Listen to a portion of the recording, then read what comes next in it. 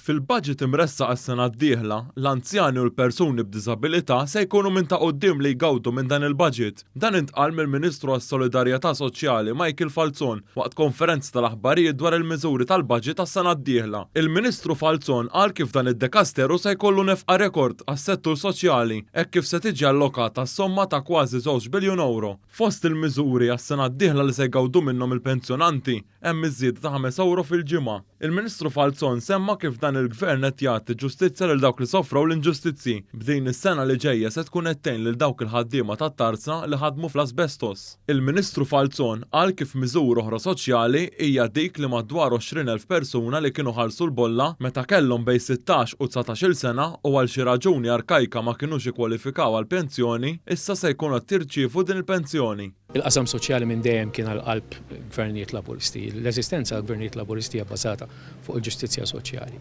Dan kien budget rekord fis-sens li għandek l-ikbar somma li ġiet investita fil-qasam soċjali 1.92 biljun euro.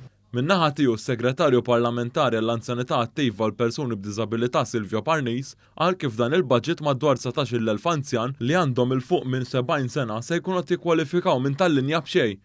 Miżuru ħalla semma s-Segretarju Parlamentari Parnis dik li x-xuffiera tat-taxi se jibbenefikaw minn għotja ta' 10,000 euro biex jeqelbu t-taksis tagħhom ħalli din tkun aċċessibbli għal persuni b'diżabilità.